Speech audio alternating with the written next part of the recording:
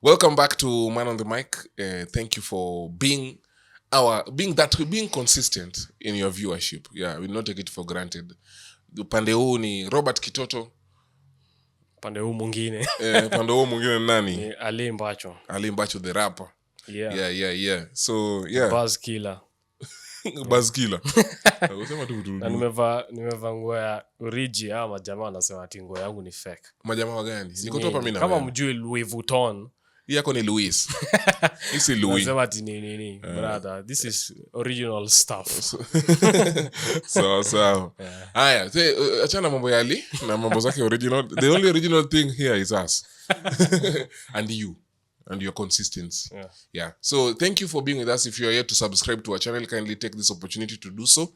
And also just like this video. Hata before tuanze kuenda sana. Ama je namna gani Ali? Yes. Yeah, today we want to talk about something that you're not like we usually include church in our conversations, but tutaika tu chini tukasema let's talk about church. Okay. Yes. Yeah. So today we had that opportunity to we are going to have this opportunity to speak about, not that we had that opportunity. We're going to have an opportunity to speak about churches, man, generally. They're not just our church. Yeah, but hizo church pia tunaona huko nje kwa mitandao and how they are doing and what they are doing good and not good. Yes, Ali. Yes. So, are you an active member of a local church area? Yes, I am an active member of a local church area. For how long? For very long. From 2013. From 2013. Nilikuwa high school. I used to go to a certain church there. Then anasema hii church yenye umekuwa sasa active. Then Yasai from 2014. No, 2013 at the end. So I can count from 2014. 2014. Yeah. Mimi hata mimi nilianza kuwa active 2013. Yeah. Kwa my current. So sisi ni wageni tu hiyo kanisa. Okay, tulikuwa wageni hiyo masaa. Sasa hizi ni wenyeji bwana. Kama watu jui wanajua nani. Kama watu jui wanajua nani. Ani ukweli, kama watu jui wanajua nani. Mimi hata kwanza nilishangaa ati ulikuwa hiyo church for that long. Nilikuwa nimewanda man. Watu wengi by the way ufikirianga wewe ni mgeni. Kierere ndo mingi. Hapana, ingekuwa Kierere si ungenijua kitambo. I'm a chilled guy. Yeah. So, na unafeel relationship yenu na hiyo church ikoaje? Iko sawa. Iko sawa. Relationship with the pastors? With the pastors? You and your pastors? I miss in a relationship yote na pastors. Okay, only one pastor I can say, like we have ever had conversations a little bit further than hizo za church. But hii tu ya kukua pastor ni mtu wangu. Mtu wangu manzi. My dad. Tight. Daddy. Fam. Daddy. My daddy. So you cannot call hata huyo pastor huyo mwenye mko kwa nini uwezi muita dad. Hapana. Babangu anaitwa Farajala Murenga. Mr. Farajala Murenga is my father. Hapana tambua nini. That's enough. And you are hata una spiritual mother. Now that you don't have your biological mother is no longer with us. I don't have a spiritual. My acting mother is my grandmother. Anaitwa Maria Ndeda. Hapana tambua nini. Hapana tambua spiritual nini. Spiritual fathers and mothers. Okay, hata kana watambua, I don't know if I can call for them you. Daddy. So my dad. Daddy. Though na understand yo. Kuna hiyo kitu and I respect it, I honor it. I know I need it. But you too like daddy. For me hapo man. Hiyo ni tashwishi. Mimi I think she kwambia hiyo. Ya mimi nasema tu nikienda niite tu baba mwingine dad. Babangu anafufuka. Kama babangu afufuke naita mwingine. But I've been close with pastors. Yeah, tuko na nasema like two and they are married. One was my pastor. In fact, huyo mmoja ndo namuitanga my pastor to date. And we are not that close. I'm close to the husband. But the lady huyo ndo namuitanga sitangi hata the pastor my pastor. Huyo lady ndo hata nikiintroduce mtu like do you have a pastor? Mimi naambianga that is my pastor. I feel hiyo time 2013 ndo nilikuwa I was new to the faith. Na alinipatia being new to the faith na hizo responsibilities alinipea. Maybe she saw something in me that I had not yet seen, or mambo ya Mungu. So to her, to me she's nimemtambua. Yeah man, but nini ya church imekuwa generally speaking, relationship me to the church has been good, on and off. Yes, on and off in that kwa tu generally good. Nimepata opportunity za kuserve. Si ati yangu ni mbaya, sisi tunasema ni mbaya. Umesema on and off. Thank you. But mimi nimepata opportunity ya kuserve from your church. Actually niliingia 2013 mwisho, but 2014 somewhere huko karibu ikiisha, I was already starting to serve. Na so nimekuwa na serve up to now. At what capacity now? Ya kwanza vile nilianza kuserve nilikuwa new believers. Nilikuwa na train newly people wenye nilienda hiyo training na pia nikaenda training of trainers sasa. So nikakuwa trainer hapo for I think 2 years, then nikakuwa photographer. Okay, nilikuwa videographer kwanza. Alafu kulikuwa na churches mbili, kulikuwa na youth church na main church. So nilikuwa nafanya videography in the main church, then I go to take photographs in the youth church. But sasa ikafika point nikakuwa photographer in the main church and also the campuses zenye zilikuja kwa hiyo church. So when the main photographer wa kanisa, I take this opportunity to appreciate the church for giving me. Kweli tu kabisa. Kuna time ya COVID nilikuwa nasema venye watu walienda home, nilikuwa nasema nita watch online. Sikumbuki hata kama nishai watch online more than 3 times. So na feel kama singekuwa na serve hata sasa ndo pengine sana unge nini maneno yangu ingepungukia hapo zaidi na urudi mosque. So hiyo sio opportunity ya kuserve pia imefanya niende church. To me I'm always in church from morning to evening. And it's good man. Mimi na feel manze nimekuwa so kasi Sunday Christian, but nimekuwa actively going to the church ni on Sundays. Of late.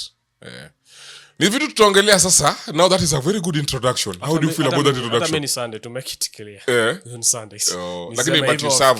But wewe Monday to Friday unashindanga tu Mungu tafadhali nisaidie. Naenda kazi bana. Tena kama watu bado wanalala. Tunaenda kazi kama watu wanalala. Yes. Muhimu sana.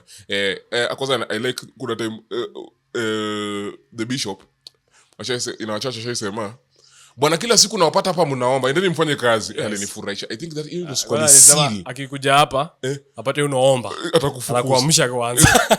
Umeenda kazi. Manzejo, ni ukweli. So faith na actions muhimu. Alina feel to introduce you video vizuri sana. Okay. Vizuri perfectly.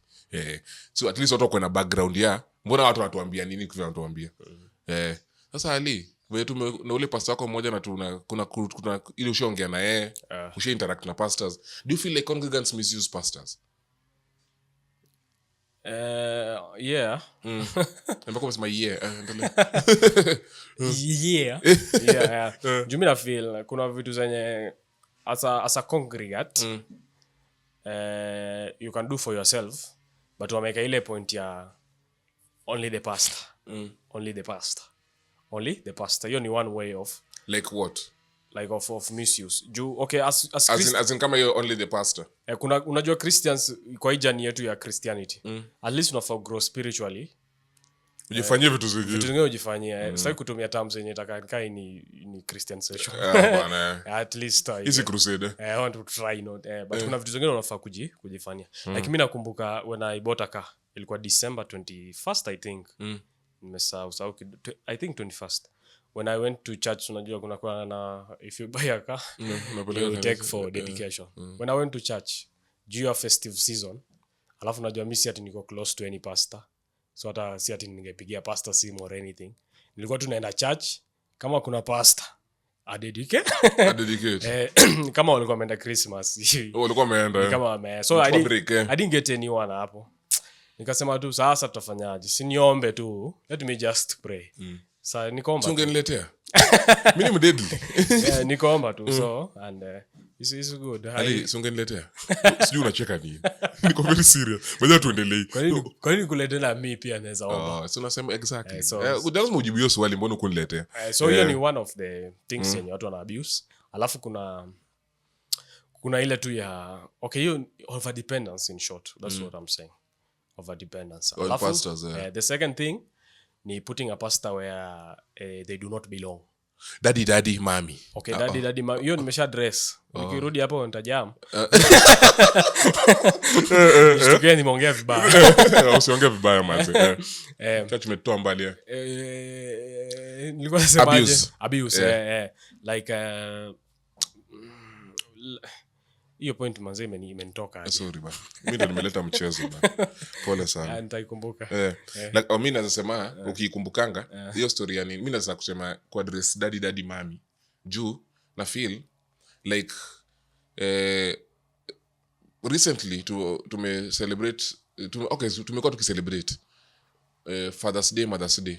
I think the saddest bit of Mother's Day and Father's Day that really gets to me is when you do not post your father and your mother.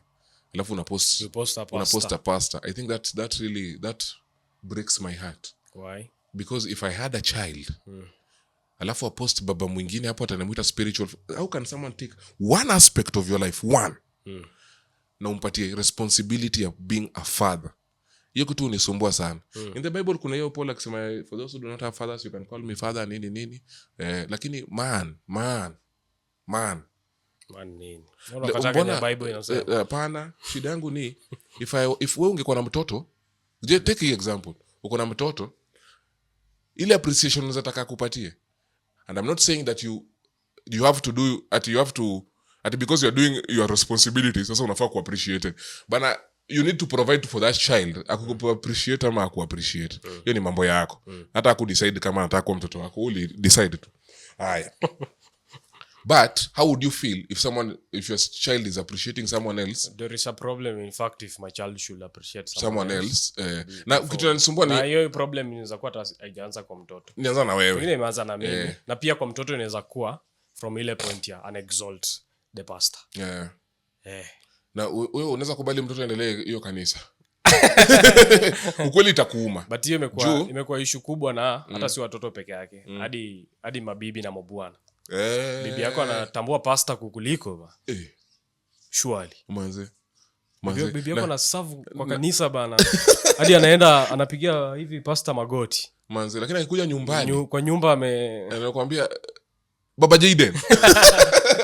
Baba Jaden mbona hujapika ugali?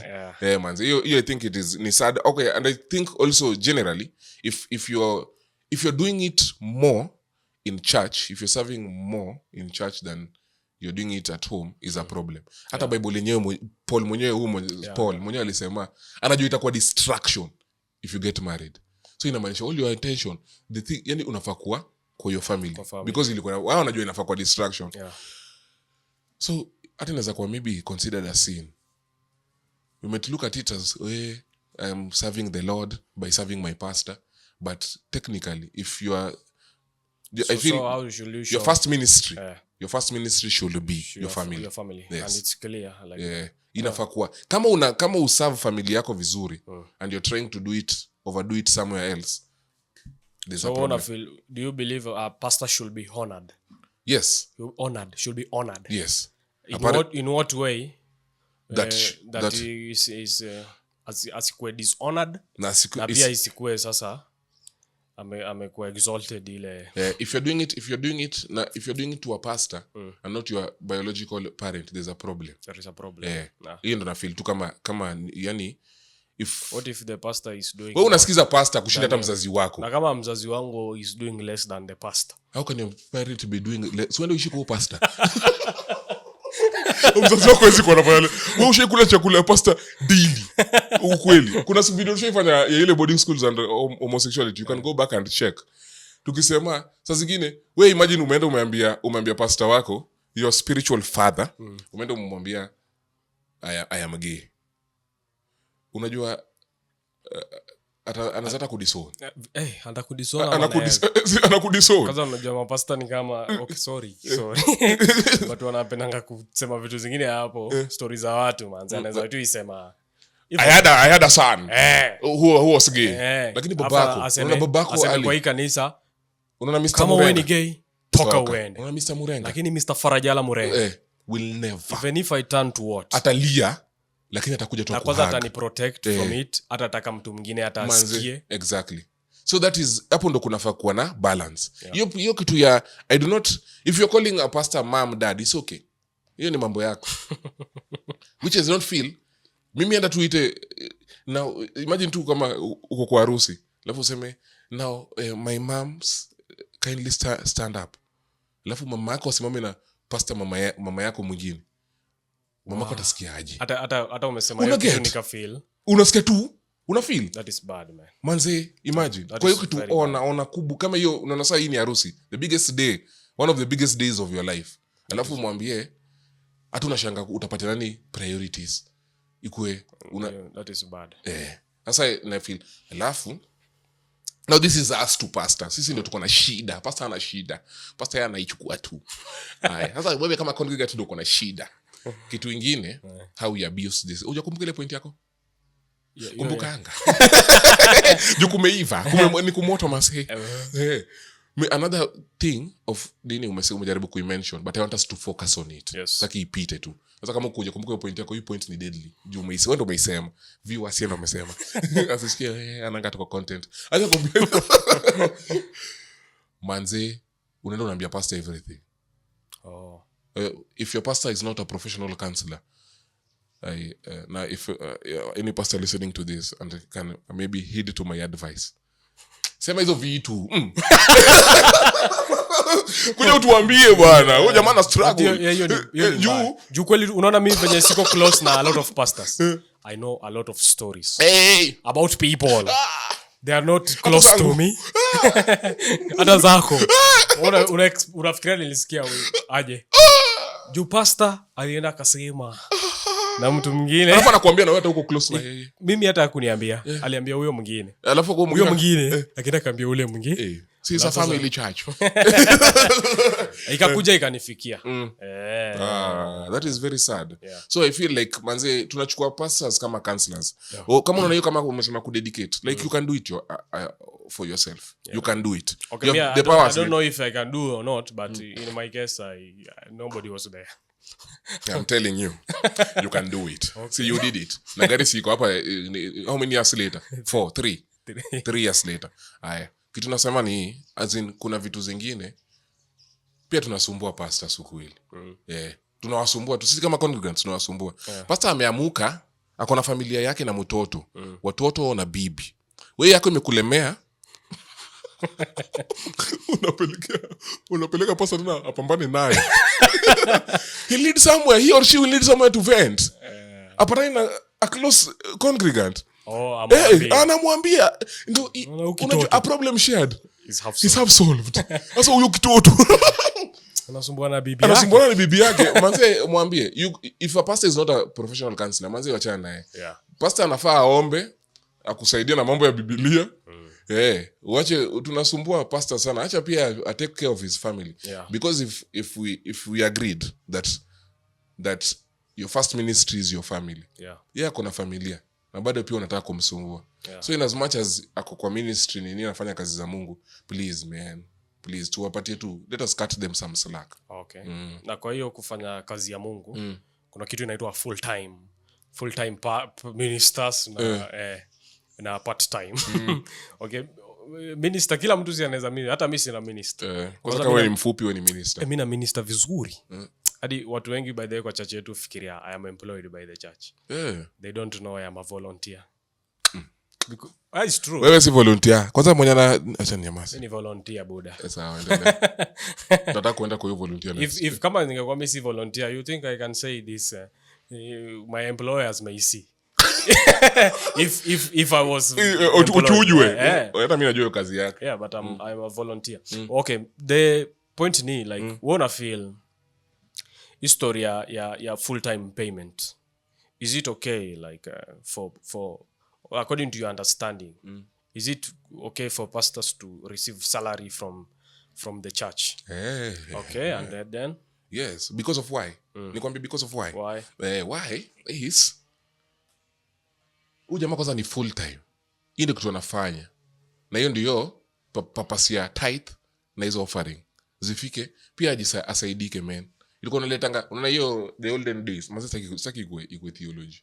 Sitasema. Haya ni sawa tu. Pastor kama ni full time, the only way he can sustain his story kwanza kabla pastor akwe full time. Is it needed for him to be full time? Si akuja tu a volunteer tu kama alafu apambane na watu wengine kama huko okay, make us understand. It is possible. Like, it is possible. Unajua naongea from ile perspective ya mtu tu anaona mbona pastor analipwa. Wale watu wenye pastor analipwa for me, pastor analipwa kama ko dedicated to your pastoral calling or something. In that Monday to Friday mambo ya kanisa. Saturday na prepare for service, Sunday yako service. Hivyo. Atatoa pesa wapi kwingine? Kama angekuwa tu anakuja Sunday na freestyle kama sisi. But it's not biblical. Wakina Paul they used to work. But unakumbuka time saki kwa theology man.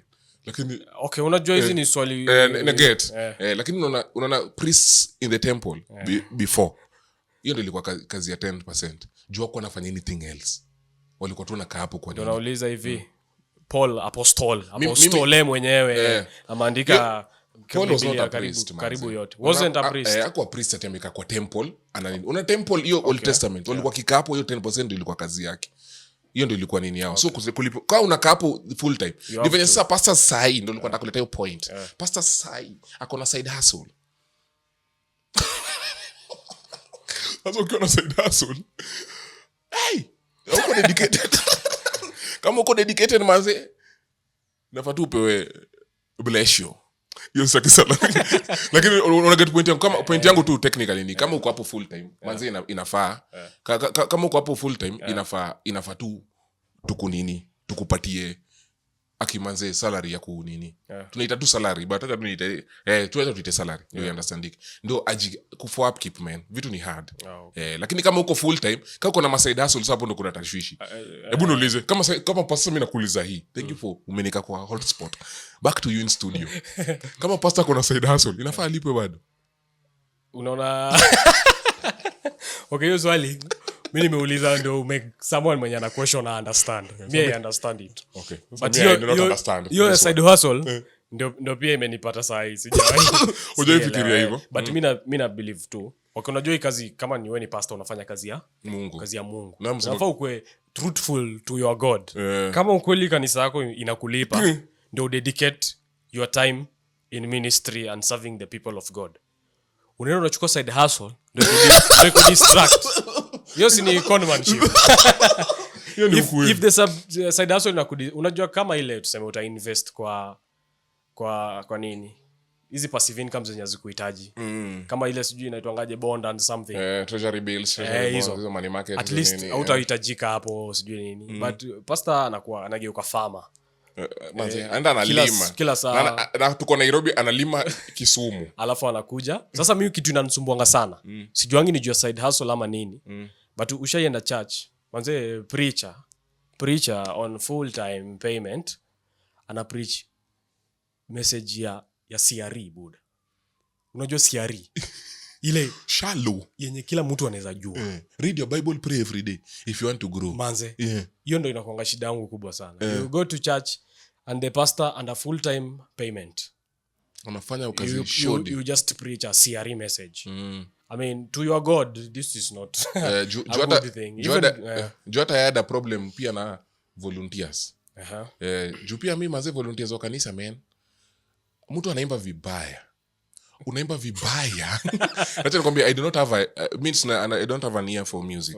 So if I actually hear that unaimba vibaya. Kweli ni mbaya. Uko mbaya sana. Juu Jumio watu bedhe muambianga watu maze worship nini ilikuwa fiti leo. Alafu anambia musika venye ulikuwa off. Kurealize. Mimi sikurealize. Lakini ni realize mtu yangu uko off.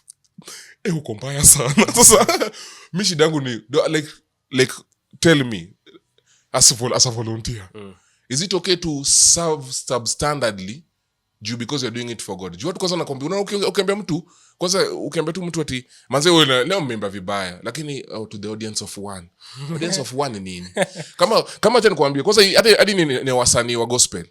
Manze wimbo yako ni gospel lakini iko na shout out ya Mungu. Yaani ameimba everything. Sijui nini alafu Mungu anaexample kidogo tu ile tu ya kuspice. Ndio semeni gospel musician. Ukijaribu kumreproach about it anakwambia to the audience of one. So ungeambia Mungu subscribe kwa hiyo channel. Mbona unataka to the audience of one na wewe unataka subscribers si kwa sisi? Sasa hiyo kuna tashwishi. How do you feel about you volunteers doing a shoddy job? Everything that you do is sijui ni kwa Bible yanasema hiyo. You have to do it sijui with the diligence and you are nini siko as unto the Lord. As unto the Lord. Na hiyo ndio ilikuwa shida ya Cain. Ni Cain. Analeta sacrifice mbaya tu hapo. Na amejaa. Alafu anajaa mpaka anaua mtu mwenye anafanya vizuri. So if you are serving, manze do your best. Nilikuwa nakuuliza like kabla tutoke tuende conmanship. Like volunteers wanaweza chujwa. A volunteer? Anaweza chujwa. Kwa nini? Kwa nini umejitolea mhanga? Like kudeal na volunteer unajua pia ni ngumu kidogo. Most likely volunteers are not that qualified. Wako tu na hearts. Ako tu na nini ya kuserve. Wanataka tu kuserve. Na time. But sasa unajua tuwezi go below kuaccommodate. Ati tu ndio ukuje. So if you're not going through if you're not like kitambo nilikuwa nasikia vibaya sana na volunteer na chujwa bana. Okay, hiyo reasoning yako it has swayed my heart kidogo. Nilikuwa nasikia vibaya sana manze volunteer unanichuja bana. Na najitolea. Training ina matter. I think pia ni iko it is again in the Bible. Like your gift yako lazima iko sharpened na nini ifike hapo. Okay, sawa. Now hiyo nimekupata. Yes. So we can go to you had asked me about conmanship. Yes. Okay, conmanship in this day and age ina happen too maybe sana na point ya finances when it comes to money. Yes. Hata zani mtu anajali ukimcon time but pesa ndio inakonga imeshika watu wa Kristo sana kwa si wa Kristo generally people. So conmanship happens and it is very sad. It is very sad because I partly to blame the pastor who is conning people and then but greatly influenced by congregants. Manze juu wewe ndo unakoniwa man. Wewe unakoniwa tu nini? Unaambiwa tuma mbegu ya 310 unatuma kwa hii namba. Kwanza uliona pastor alisema hata shida iko kwa yeye. Shida yeye alikuwa anasema. Lakini mtu anachukua simu yake anatuma. Shida hata pastor mwenyewe anajua shida ni wewe congregant. Manze blame kubwa inaenda kwa congregant. Juu wewe ndo unatuma. Hakuna mtu utakuwa coerced, utajaribu ku play na emotions zako. Kama kwanza unateseka zaidi unaambiwa hata kuna vitu zingine unataka kuingiza hapo kwa conmanship. Kama unateseka zaidi wanakuambia mbegu panda mbegu. Si mbaya. Kuna times zingine nataka uniambie mbona si mbaya. Kuna times zingine za connect with this word. Yes. Hizo which I feel ni part of conmanship. Kwa hizo conmanship kuna vitu zingine pia naona gani kama ni jokes. Kama unaenda church unalipa parking. Sasa shughuli. Na hii kabiro mliweka hapa tulichangia. Ndio mweke kabiro. Alafu mnatulipisha. Asa nini? Asa congregants. Hiyo ni conmanship. So, kwa hizo vitu tatu, comment. Ya kwanza ilikuwa ni kupanda mbegu. Kwanza kitu yenye you see if there is a fake thing inamaanisha kuna original. Kuna original. So mimi na feel hizi vitu ni they are there manze. They are in the Bible. But sasa unajua watu wengine wanataka kwanza kuitumia kama njia kujibenefit. Na njia ya ukora mingi hapo na kutoanisha wase. But mostly unafaa vitu zingine unaweza tu isikia hapa kwa roho yako. Uone tu hii ni mchezo. Lakini sasa unajua wanaiwekanga ina way yenye hata usipotoa bana unasikia ni kama umefanya kitu mbaya. Umefanya dhambi. Manze. Kitu something like that. But hizi ni vitu zenye ziko. They are biblical. Yeah, na hata hiyo story ya kuconnect with this word still there I don't know sijafika kwa hiyo page kwa Bible. Okay, tumesema tutaki geuke theology. But kuna watu wenye walikuwa visited by God and they put an altar there, waka sacrifice kitu or something like that. So iko ni kitu iko. Na sasa hii ingine ya ati church inakulipisha parking or na hizo church inakulipisha parking, ukifanya harusi inakulipisha. Mimi think hapo sasa kwa kufanya harusi ndio saa zingine na feeling. Kwa nini unafanya harusi tutakulipisha? Wacha nijitetee kabla nifanye harusi. Lakini I don't feel saa zingine feeling kweli tu kweli. Like unapata umeserve in a church and okay, your service man is important and is appreciable. Lakini tu sikenye utaenda kufanya harusi or something. Huyo pastor mwenye unamsavu manze nafaa mlipe pesa ya officiate your wedding yako. You have to pay for the church venue. The church, yeah, you have to pay for and everything you have to pay for. Things that they have used your tithe to buy. And then mimi nafanya kitu. And then they have used your mind to, yani nika serikali. Unalipa tax wanunue MRI machine. Alafu enda hospitali tena unalipa kutumia hiyo MRI machine kukutibu. Sasa watafanyaje? Explain hii ya kanisa ama ya serikali, they explain ya kanisa. But hiyo tu ni question to our viewers. Just maybe think about it. And a pastor watching ajaribu kutu answer hapo kwa comment section. Hata hapo mimi nimejaribu kufikiria hiyo kitu. Manze hiyo kwanza hiyo wedding man. Wedding kwanza unajua ni kitu ya Mungu man. Ni kitu. Alafu kama you are encouraging young people to get married. I think hata pesa bado hatuna mingi. Na hata hapo kwa kanisa penye tuna expect watatuhurumia. Manze. So inaanzia if at all you men want to settle, inakuwa ngumu. Inakuwa one of the hindrances. Sasa watu ready to elope. Kuoa imekuwa ni pesa mingi mpaka that's true. Kwanza doing it right is very demanding financially. But pia inaonyeshanga pia how committed are you to this. Pia kuna hiyo aspect. Unaweza kuwa committed na hakuna pesa. Pesa what hiyo pesa ni mingi hata kwa commitment. So hapo kuna conmanship. Bado okay, mimi sioni kama ni conmanship. But kuna questions to be answered. Kuna questions to be answered, especially for people. Unajua mimi na feel kama wewe unataka kuchukua take advantage of the church. Unajua pia kuna watu wako na mchezo, wako na vichwa mbaya. Juu mtu hatuangi tight, hata si tight. Wacha tutatoe tight atoe labda na pesa. Lakini pia nakata hiyo, lakini wewe kama congregant bana ukwangi active church na anything. Wendi meeting yoyote ya men's userve. Okay, mnaweza kosa pia time ya kuserve. Lakini jaribu hata unyeshe jioni fulani, enda Bible study. Jua watu kwa small group. Wewe unakujanga tu siku unataka nini, alafu unataka huo pastor ajini. Because I know of friends who have done weddings na officiating pastor because they've been close to them. Amarudishia pesa yote. Yeye unasema tena lipa pastor hata ya kuchelewa. Hiyo ya kuchelewa yani anarudishia itabaki ukue marafiki wa pastor hata kama unasema usikue close. Itabaki uite pastor dad. Itabidi manzi. Hii budget yuke. Wewe pastor I'm close to, you are now the father.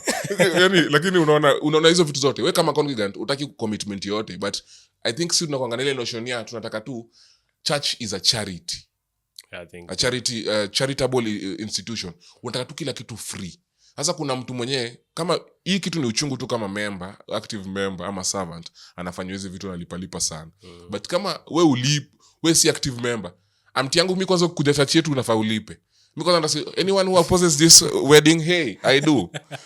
This man and this woman don't come here. They don't come here and they are taking advantage of the sacrifices, the sweat that you have put in. Alafu nataka tu bure. But kama wewe ni active minister manze, please kanisa hatujaoa please tuoneni huruma. Haya, kwa hiyo story ya conmanship, pastor akona pesa kushinda washirika. Tell me why. Washirika wagani? Washirika wake wote. Wote. Wacha nikupatie example. Unaona kwetu kwa ushago kuna wangana hii religion ya gdum lakini nawezanga hizo ngoma zao. Haya, sasa hao watu hauwezi kuwa na kitu kama, let me give you an example. If I nashanga mbona nitakupatia example, but let me give context alafu ni uwe ujibu. Nilikuwa nataka kuswali yako lakini niko na vitu mingi za kusema. Hao watu wanakuwa wamesota, hiyo ni kitu ya kwanza. Na nakupatia example. Juu TV na feel ni basic, very basic. But unaona wewe ukiwa mshirika hapo na mimi ni pastor wako. Kama uko na TV, hauwezi kuwa na TV na mimi sina TV. So if you're buying a TV, kama pastor ana TV. So if you're buying a TV, you get a TV and give it to me. Ndio utafute ingine. Alafu utafute ingine. Sasa imagine gari. Sasa nasa kuna hizo common za. Sasa hiyo ni example tu ile common mwananchi. Lakini kuna zile za pastor manze anaendesha Rolls Royce. Mti yangu nini? Congregants. Hata baiskeli mimi mwalemea. Hapo ndo hiyo sando, hapo ndo kuna downloads hapo na conmanship. Kuna conmanship hapo ama is living in his purpose, so he has been blessed. Kuna zingine ni conmanship. Wanatumia hiyo platform. Hakuna zingine, ni zote. Nitakwambia kwa nini si zingine. Okay, sawa. Wanatumia hiyo platform ya I am unajua I can take I am. I am ni Mungu. Sasa hiyo nayo ni clear usanii. Hiyo ni conmanship kabisa. Nishasikia pastor mwingine alienda kuombea nyumba nyingine hapo. Alafu aka complain like pesa wamempea manze hata itoshi sijui nini. Wewe pastor.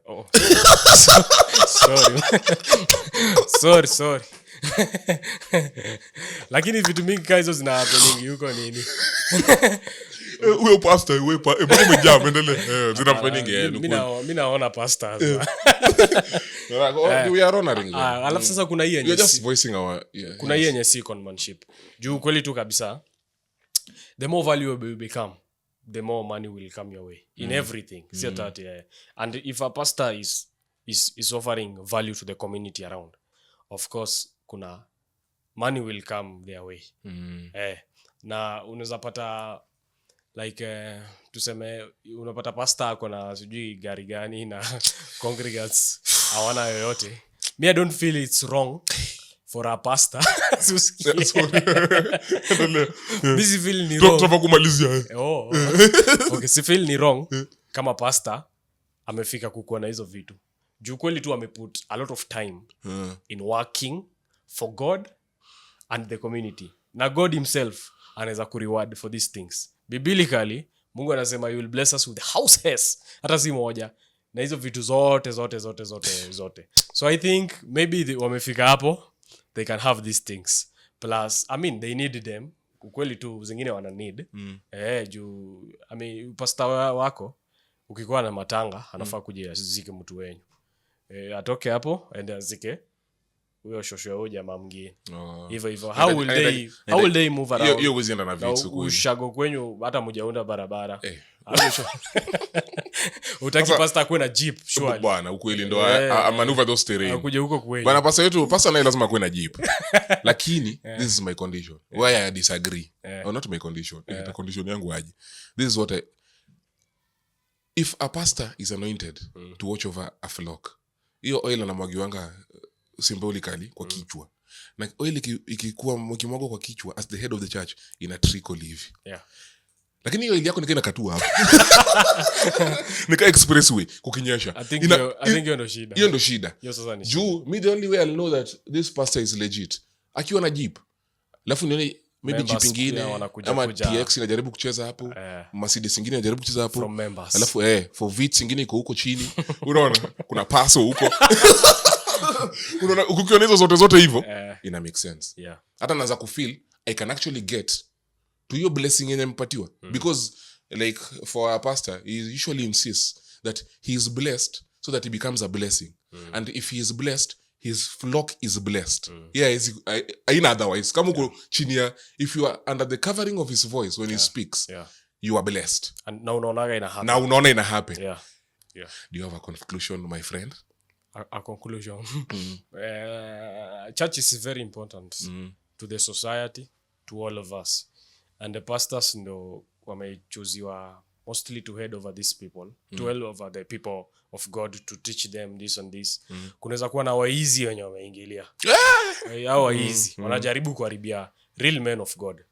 Ni waizi hata tu heshima tu usiseme tu hata wezi waizi ni mbaya wezi anakatu politician ni wezi usimtafute tu hustle lingine manze juu sasa wanafanya people are viewing church as a bad thing na ukweli tu the benefit yenye church inaleta to a community tremendous benefit unataka kuharibiwa na wezi well, like also pastor is a higher calling unajua ni kazi ngumu pia kukuwa pastor na hata huyo pastor kama hata unasema tujua ako na gari ako na nini ukweli tu ukweli if this man had put the same time he's putting in ministry and putting in business or in business most likely this person will just have those houses juu manze hiyo kitu pia si mchezo bana hata holidays mtu anakupigia hapo sijui nafaa shetani amekuja kwa sasa wewe holiday unataka wa dedicate gari kitu kama hiyo unamsumbua bwana nafaa uende ufanye kitu kama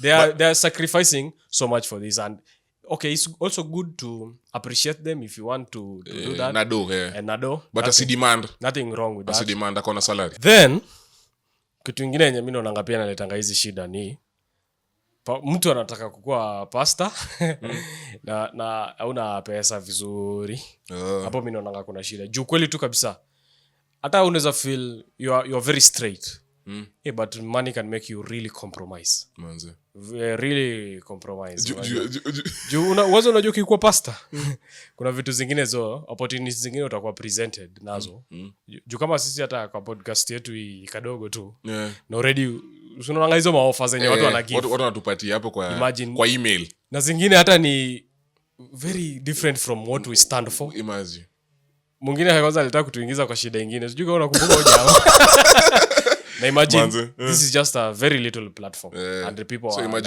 so imagine a pastor masses so I think pia in some other way I think it's also good for a pastor to have his money itamsaidia asiingilie kwanza politicians wanataka church sana asiingilie uwizi vitu kama hizo but generally church is good man pastors are doing a good work we need them in our society kudos mimi nikimalizia tu I'll maybe address the congregation takuti tu bible kidogo lakini sijui the verse vizuri lakini naweza paraphrase Paul anasema tu kuna watu preach out of selfish gain selfish ambition envy vitu kama hizo lakini kwake bora gospel inakuwa preached hiyo ni mambo yenyu so imagine as long as gospel inakuwa preached manze Apostle Paul would be happy so wewe ndio unafaa kuwa very careful about your nini you should watch out for your for such people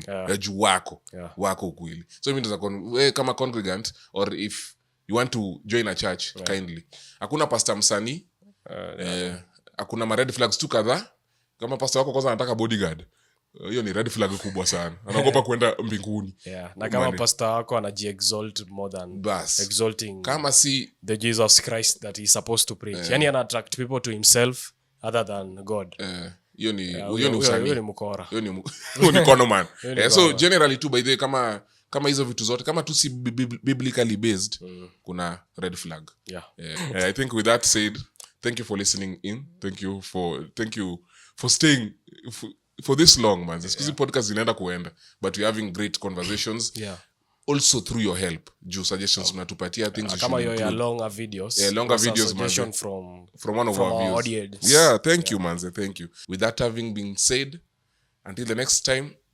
adios.